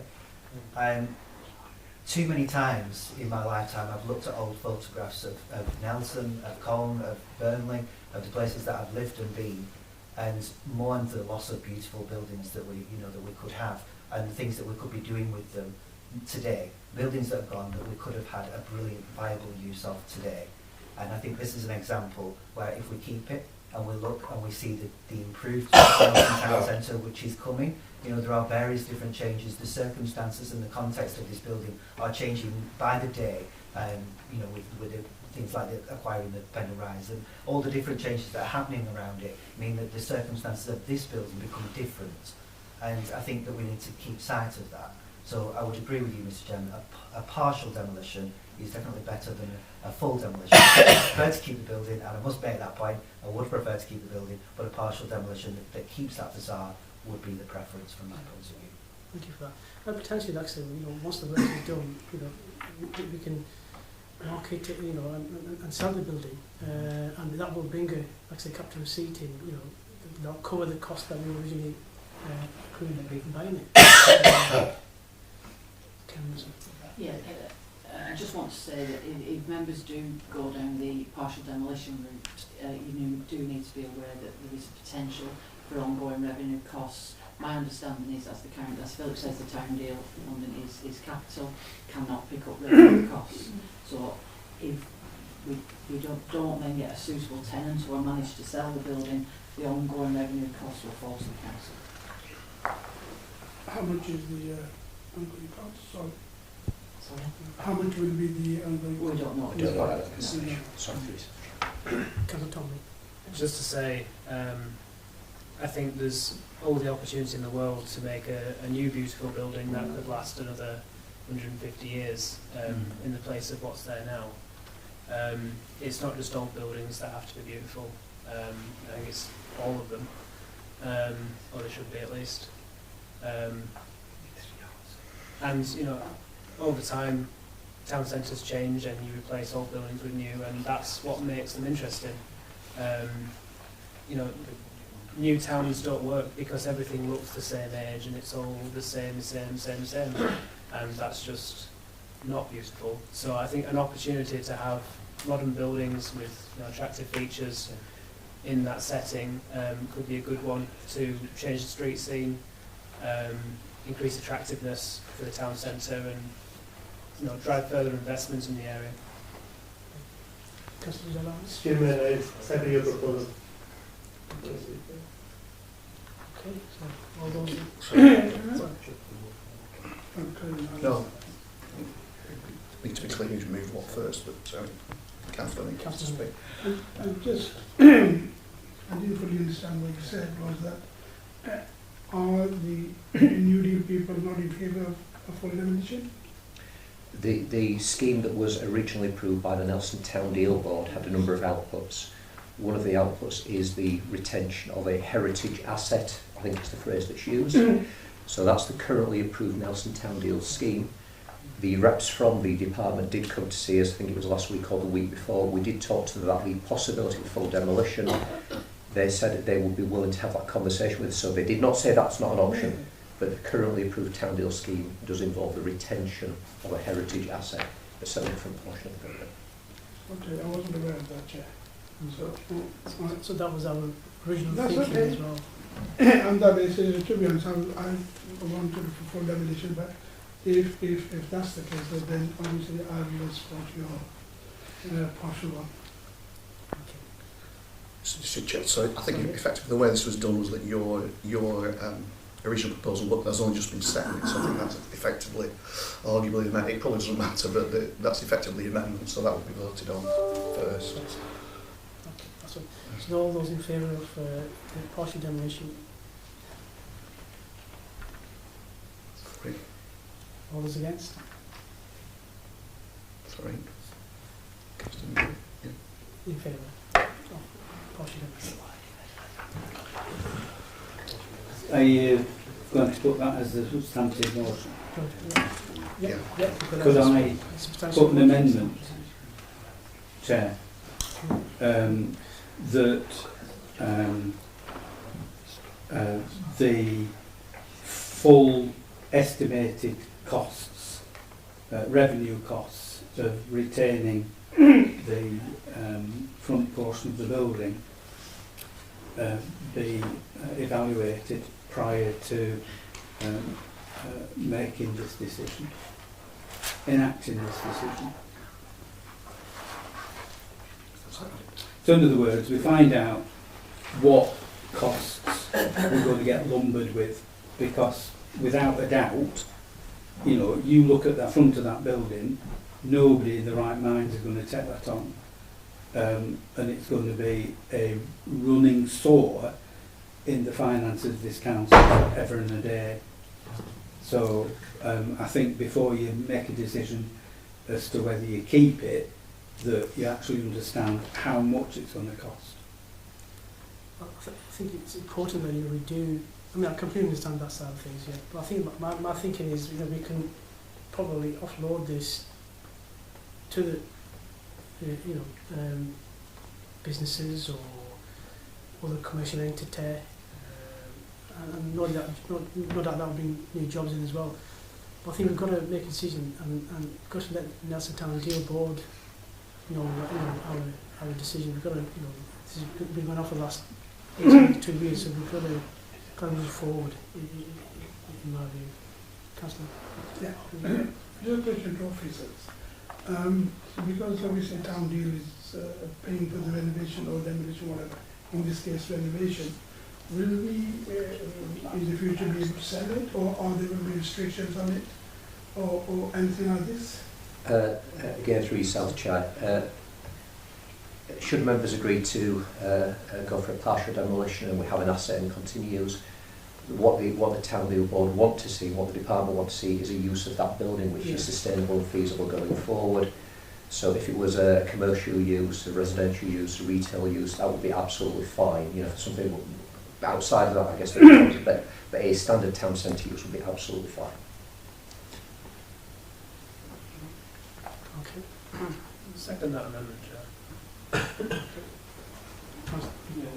Chairman, I know that obviously the decision for partial demolition is going ahead, but I think in the interest of transparency and also taking on board what the Director of Resources said, there's no harm in getting a guesstimate, because clearly if we as a council are going to have to foot the bill and it runs into tens of thousands every year in terms of revenue, and you can forget about leisure services, this will take precedent. I don't think there's any harm, and I suggest that you accept what Councillor Whipple is saying. So what's Councillor Whip saying? That we get a guesstimate of how much revenue Prior cost to will be. move forward with the decision. Evaluate the revenue consequences of retaining the front part of the building. I think the way I look at it, as soon as the works is started, start to market it, to be honest with you, and sell the space, then it won't be you won't put resources from us. But things like we don't want to delay things that to give a direction to Nelson Town Deal board. That's the way I'm thinking. Chair, realistically, in order to get somebody to take that on, you'd have to give them a dowry. You wouldn't sell it and get an income. You'd give them the building and you'd give them £500,000 or £1 million in order for them to be able to do something with it. It is really in such a terrible state and so expensive to deal with. The next town deal board meets in December now, so we can get the guesstimates for the next meeting, and we can have a final decision, can't we? Then we've got all the facts before us. We can accommodate that in my original motion. Thank you. Yeah. Yeah, but a vote on that.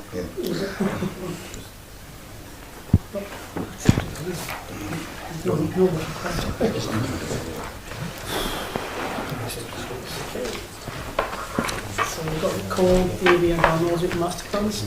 Chair, this has come back to committee because of the technicality. When we discussed it last, we were advised that it was a decision for the council, and we were merely making a recommendation to the council. Turns out that no, it doesn't go to council, it's our decision, and I'm not going to repeat everything I said at last time, but I'm going to repeat the resolution that we had, which was that we do adopt the Colnavy and Balnozic master plans. Secondly, that we request the Lancashire County Council to fund elements of the public realm works in the master plans. Thirdly, that we agree the use of compulsory purchase orders purchase order powers in appropriate circumstances. 4, that we request area committees, parish and town councils, no, I think they're all town councils, so it's we request area committees and town councils to establish working groups to take forward the various actions set out in each master plan. Thank you. Slight difference in the final I'm happy to second resolution. that. All those in favour? That's the Pendle Business Centre. Yeah, second that, Second Chair. that. All those in favour? Workforce strategy. Chair, I think that's my bag. Can I propose that we adopt the workforce strategy for 24-27 as set out? I'll second that as well. Yeah. Thank you. Performance update.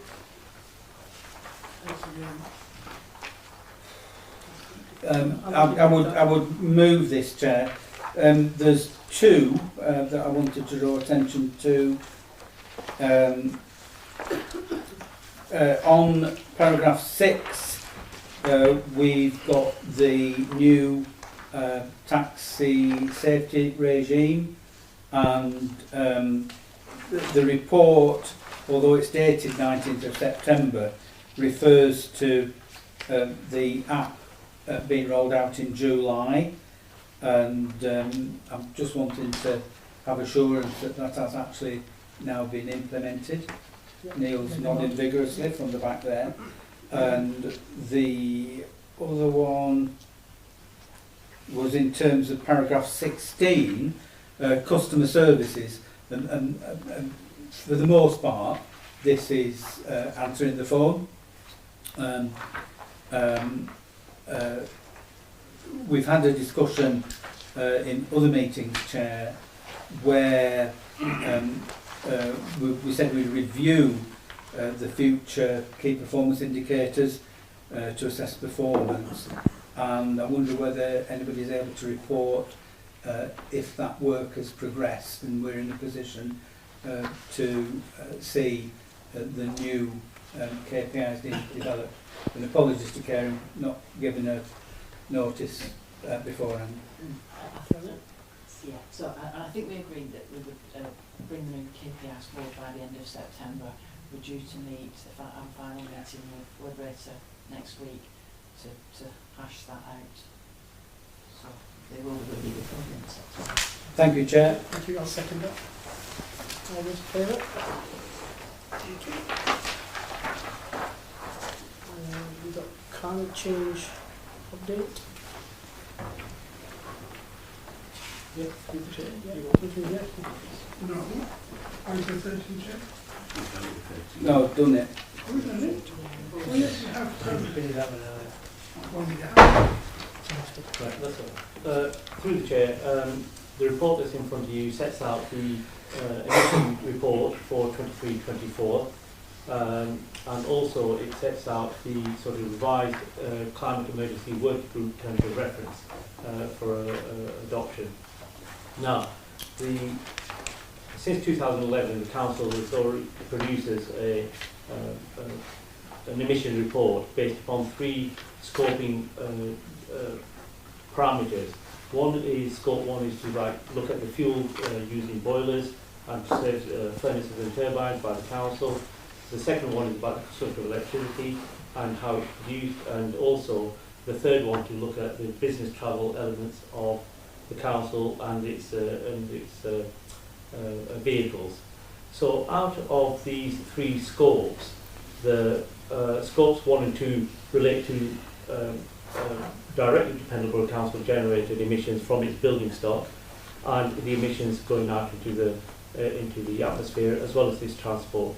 And scope 3 relates to indirect emissions related to staff travel and business travel. Now, out of that, the overall trend has been set out in tables 1 and 2.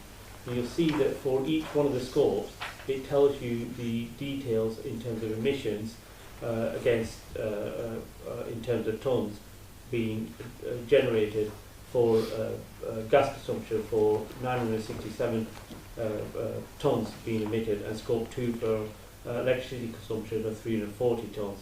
But if you look at table 2, it sets out the trend between 2019 to 2023-24, and you can see that the trend is actually on a downward spiral over the years, which is quite encouraging in terms of emissions going out into the atmosphere.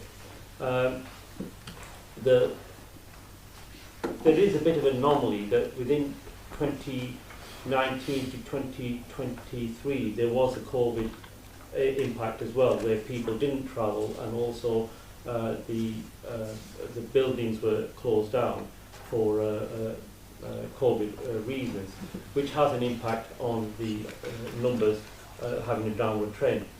That's been taken into account. Oops. So, as we look at the trends going forward to the next few years, we can see that we've got an overall 26% reduction from the previous years going up to 2023, and the trend on the whole is still going downwards.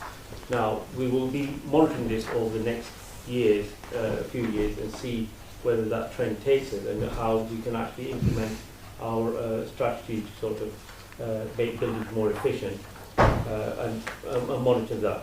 But at this moment in time, the report has come out, and that's the one that we want to publish with the executive's approval. The second part of this report sets out the Climate Emergency Working Group that was established in 2019. And as this is a wide group of people, what the terms of reference is now asking for the executive to consider widening the membership to include a much wider group, which the Climate Emergency Working Group can make a decision on to get the full spectrum of participants to enable the continued work in terms of issues of climate change and taking into account the various other laws that might be coming in, for example, the bio-net gain elements of it. So the idea is that the Climate Emergency Working Group terms of reference allows for a wider participation within that group and the feedback into the executive. Yeah. Thank you.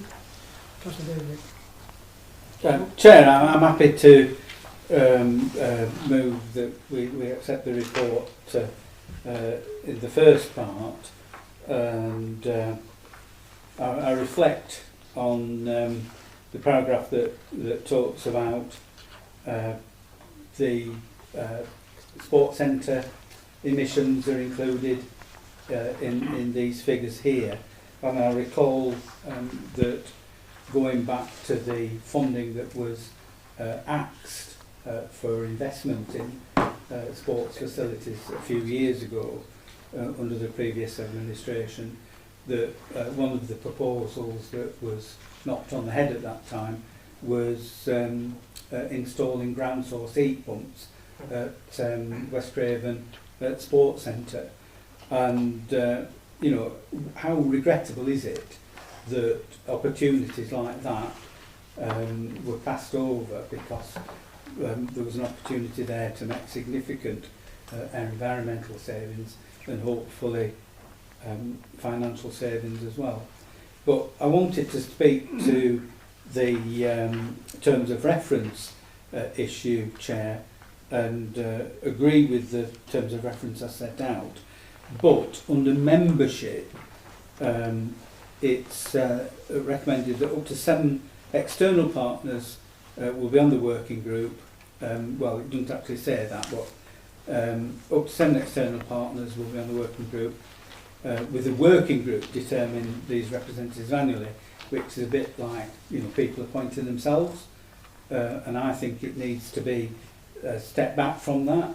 And so what I would propose is that the executive determine the external bodies represented on the working group, and we do a job of work just to assess, you know, where the gaps are. Thank you. Councillor Thompson. Thank you. Just in regards to the emissions report, on the business mileage commuting and such, became aware recently that I think it's cycle scheme they use, the cycle to work, it's got a hard cap at Pembroke Council, I think of £1,500 or £2,500, which is a lot lower than the usual max. I mean, I've worked in the bike industry for over 2 years, so I know quite a bit about it. But if you were getting a bike to commute to work, an electric bike, if you don't cycle often already, they would cost way over £2,500 as a car replacement. And I think it's a very unreasonable lower limit. The only reason I've been given, and it's just been an informal chat with an employee, is around taking, you know, wage too low, because it comes out pre-tax of your wage slip. But I know that the salary sacrifice schemes, they already do that based on your income anyway, and they can't take you below that minimum wage. So I don't see that being a reasonable reason. So I just ask for a review on the cycle scheme, cycle to work scheme element. Perhaps offer, the maximum we can get for that to better utilise that sort of thing. No, that's fair, yeah. I'm not sure if that's like regionally set, but I'm sure we can look at that. Yeah. No problem. All those in favour? That's carried. So next item is the provision of agreement for the provision of agency staff. Going to move that, Chair. All those in favour? Carried.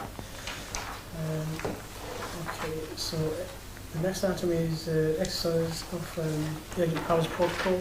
Move that, This is in Chair. relation to Mark Carpark. Thank you. All those in favour? Thank you. And we have a forward plan.